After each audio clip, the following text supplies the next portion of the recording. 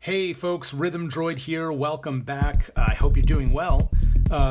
Today I wanted to show you a little close-up personal look at this MIDI controller badminton racket that I've used in a couple videos. The videos are right here on my YouTube channel. They are Live Techno Jam 11, Live Techno Jam 12, and another one called Live at Echoplex. This is kind of the star of the show.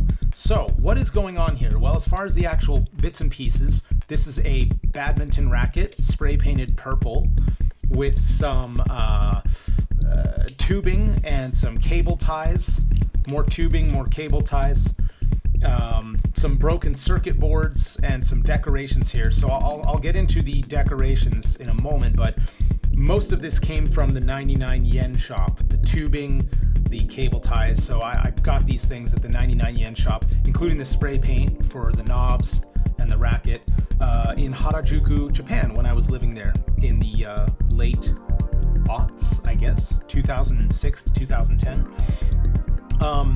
As far as actual functional components, well, I think the whole thing is functional because it functions to look awesome. But as far as actual functional components, that's happening right here. Let's look at the non-functioning stuff first. This does nothing. It just looks cool. I drilled this hole because I was getting ready to add a little control button that would send MIDI. Never got around to that. As far as more non-functional stuff, we've got these tubes that have since broken. I'm sure, you know, when they broke, some awful gas released into the atmosphere. Can't you just see that happening? Like, psh! I just see that when I see these broken tubes. Here's an eyeball that I don't know how I got it somewhere, but it's got all these wires in it. It's hacking into the visual cortex there. And then probably the most interesting thing is something I got from a friend who was working at this amazing underground clothing store in Harajuku called Dog. Look them up on the internet if they even have an internet presence. It's one of the coolest underground clothing stores in the world, in my opinion. They've done custom work for Lady Gaga. They're at that level. Really, really cutting edge, funky stuff. So this is an acrylic bust with a pregnant stomach section that, believe it or not, if I don't break this thing, believe it or not, it's removable. Yes, the baby is floating in this liquid and you can actually pop that whole thing out. What does it mean? I don't know, but it's hooked up to derive some of its mojo into the device. This circuit board here, I just looked and remembered it's from an old Korg ES1 Electribe that, of course, didn't work. So, let's talk about the actual functions of this thing. This device primarily sends out MIDI control in the form of CC messages to a Korg Kaoss Pad 3. By turning this knob, the Kaoss Pad responds as if a finger touches the pad. And then these two knobs actually locate that imaginary finger on the XY grid. So I can actually control the effects of a Korg Kaoss Pad 3 using these three knobs right here. And of course, when I performed live, you know, I would